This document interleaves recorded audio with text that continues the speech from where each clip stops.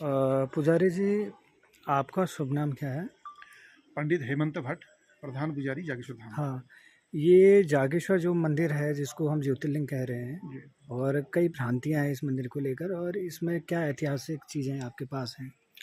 जो प्राचीन ग्रंथ हमारे हैं, स्कंद पुराण है, मानसखंड है, उसमें ये जागेश्वर धाम का ही वर्णन निकलता है। और 12 ज्योतिर्लिंगों में एक जो है जागेश्वर धाम ही है, क्योंकि नागेशम दारुका बने करके पुराणों में वर्णन निकलता है। नागेश्वर इनका नाम है, दारुक वन जो है देवदार का वन। तो स्कंद पुराण में इसका विस्तार पूर्वक वर्णन दिया गया है। और ये हमारे 12 ज्योतिर्लिंगों में यही स्थान है। ये स्थान है। जी जी। अच्छा, जो यहाँ के जो पुजारी हैं और जो उनके बटे हुए जो ग्राम हैं, उनके बारे में कुछ जानकारी? जागेश्वर धाम में ये जो हमारे कुमाऊनी राजा थे, राजा कल्याण चंद, उनके ज़्यादा यहाँ पर पूजा की, अपने पूजा की व्यवस्था करवा के, और अपने राज्य में 103 गोंड गांव दान में दिए गए थे। हाँ। तो 103 गोंड गांव में अलग अलग जिम्मेदारियाँ उनको दी गई थी। अभी भी यहाँ पर कोटेश्वर हैं, और अपना गठियोड़ा गांव है, मनतोला गांव है। तो कई ऐसे गांव हैं जिनमें अभी भी अपनी बारी में यहाँ पर ड्यूटी में अपनी आते हैं। हाँ। अलग अलग उनको ड्यूटियाँ दी गई हैं। गठियोड़ा गांव है, वो भोग पुजारी हैं। मनतोला गांव है, प्रातः पुजारी का गांव है। और कोटेश्वर है, वो महामृत्युंजय मंदिर की पूजा भी करते हैं, और यहाँ पर पुजारी हैं। अच्छा, ये बताइए कि पुजारियों में भी ये है कि कई लोग महाराष्ट्र के बताते हैं, कई लोग दक्षिण भारत के, तो जी। वास्तव में यहाँ है पर क्या? आदिगुरु शंकराचार्य जी हमारे पूर्वजों को लेके आए थे यहाँ पर दक्षिण भारत से। एक बटुक बालक को लेके आए थे। ये स्कंद पुराण में भी ये वर्णन निकलता है। बटुक, उस बालक से यहाँ पर पूजा की जिम्मेदारी उसको दी गई। तो उसको हम लोग लंबोदरी ब्राह्मण कह सकते हैं। उसी की संतानें हम लोग हैं जो यहाँ पर मीन पूजा यहाँ पर हैं। और जो काशी से लाए गए हैं, वो यहाँ पर जैसे परिवार में कोई ऐसा हो जाता है, सूतक नातक या कोई ऐसी वो हो जाती है, समस्याएं हो जाती है पूजा में, तो उसमें काशी जो पंडित हैं, पुजारी हैं, जो महामृत्युंजय वाले हैं, वो हमारी मदद के लिए पूजा कर सकते हैं जागेश्वर मंदिर में। तो जो ज्योतिर्लिंग मंदिर है उसकी पूजा का क्या विधान है? यहाँ पर सुबह 4 बजे मंदिर खुलता है, दैनिक पूजा होती है सुबह 4 बजे की, प्रातः पूजा। उसके बाद दाल चावल सब्जी का भोग लगता है, वो करीबन 10 और 11 के बीच में। साईं आरती होती है 6 और 7 के बीच में। अच्छा, आरती होती है। मंदिर में प्रतिमाएं किस किस रूप में? राजा कल्याण चंद, राजा दीपचंद, पवन चंद, और एक और इसमें प्रतिमा थी, वो चोरी हो गई थी आज से करीबन 40-45 साल पहले। हाँ। तो वो दिल्ली में पकड़ी गई थी, अभी यहाँ पर म्यूजियम में रखी है। वो भी इन्हीं के समकक्ष हाँ, रही है। राइट। जी जी। जो इस मंदिर में जो ब्राह्मण जो करते हैं, सेवा देते हैं, उनके कितने ग्राम यहाँ पे हैं?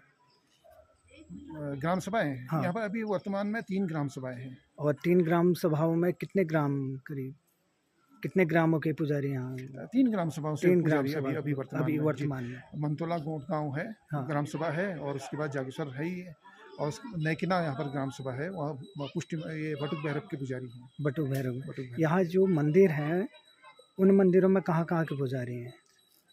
जागेश्वर मंदिर में 3 ग्राम सभाओं के पुजारी हैं वर्तमान में। हाँ। जागेश्वर से लोग लगे हुए हैं 3 ग्राम सभाएं, वहीं से हैं। और अन्य लोगों ने, जो यहाँ पर 103 गोंड गांव थे, अन्य लोगों ने छोड़ दिया था। छोड़ दिया था।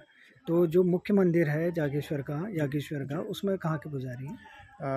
यहाँ पर भी बारियाँ लगती हैं। हाँ। 6 महीने वहाँ पर मेरी बारी रहती है जागेश्वर मंदिर समूह में। हाँ। 6 महीने, और 1 महीना रेस्ट, 1 महीना अपनी बारी रहती है, और 6 महीने अन्य पुजारी यहाँ पर हैं। रहते हैं। और जागेश्वर के आसपास ही उनका निवास है। हाँ। जो प्रातः पुजारी हैं, उनको सुबह 4 बजे मंदिर आना होता है। हाँ। मंदिर को कपाट खोलने के बाद, देव स्नान करने के बाद, शिवलिंग को स्नान कराने के बाद, और वस्त्र बदलना, हाँ। आरती करना, सुबह दैनिक पूजा की जिम्मेदारी प्रातः पुजारी की रहती है। उसके बाद हम लोग यहाँ पर आके जो दैनिक पूजाएं होती हैं, नित्य भोग जो लगता है, उसका करते हैं, और श्रद्धालुओं की पूजा कराते हैं, करते हैं। और साईं आरती हम लोग करते हैं। करीब यहाँ पे कौन कौन सी पूजाएं संपन्न की जाती हैं? श्रद्धालु के द्वारा, हाँ। श्रद्धालु के द्वारा यहाँ पर रुद्राभिषेक, भोलेनाथ का जो विशेष पूजन है, रुद्राभिषेक है। और वैसे यहाँ पर कालसर्प दोष की पूजा का भी विशेष महत्व है जागेश्वर धाम में। और महामृत्युंजय अनुष्ठान, मृत्यु को विजय प्राप्ति के लिए यहाँ पर महामृत्युंजय का अनुष्ठान करवाया जाता है। देश विदेश से यहाँ पर लोग आते हैं। और कालसर्प योग की पूजा, नवग्रह पूजन, ये यहाँ पर पूजन करवाया जाता है। यहाँ पर वास्तव में जो अभी मंदिर हैं, वो कौन कौन से मंदिर हैं?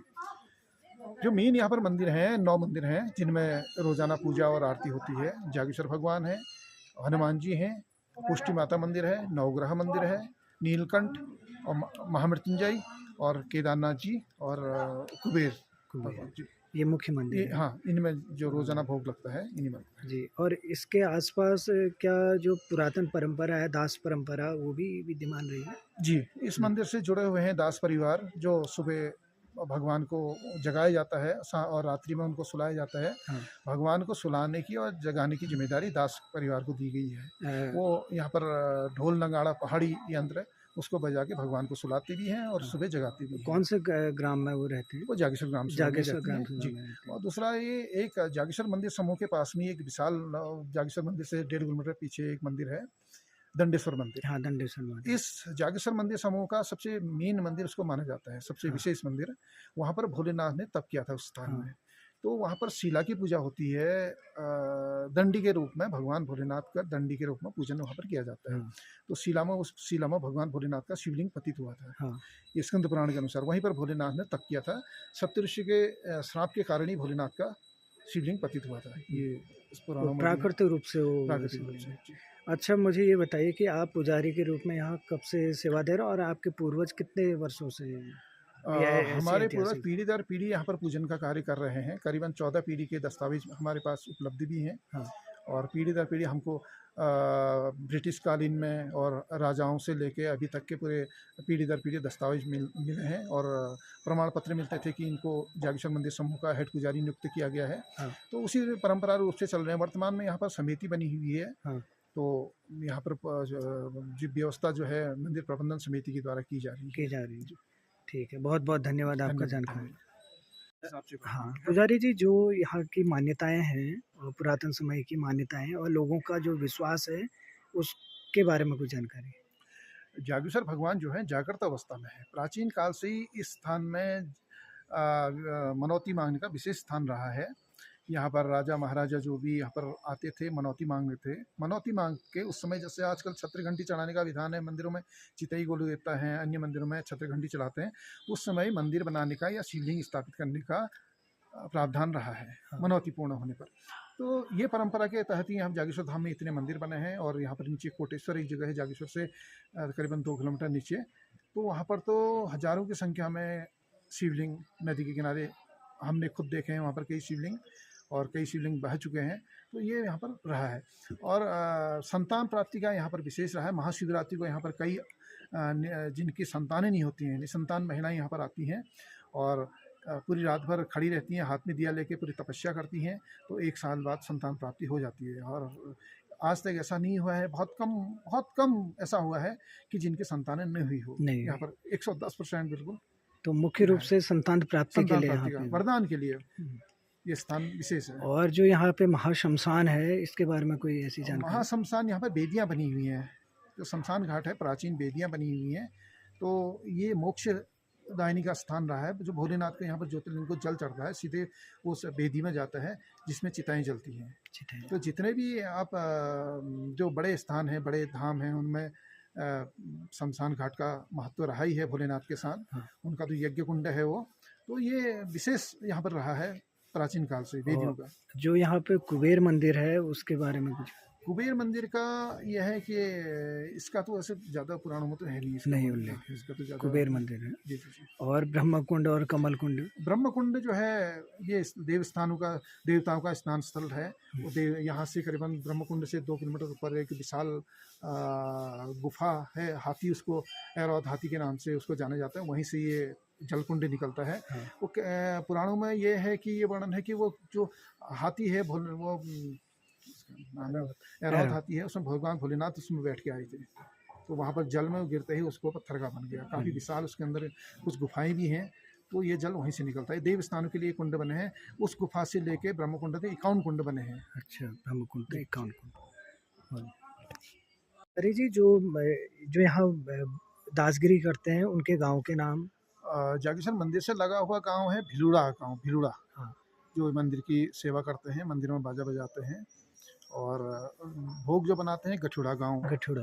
और मंतुला गांव है प्रातः पुजारियों का। हाँ। नेकिना गांव है ये यहाँ का भोग ग्रहण करते हैं। और भैरवनाथ मंदिर के पुजारी भी हैं। हाँ। और नीचे कोटेश्वर गांव है, उनको महामृत्युंजय की जिम्मेदारी दी गई है। ठीक।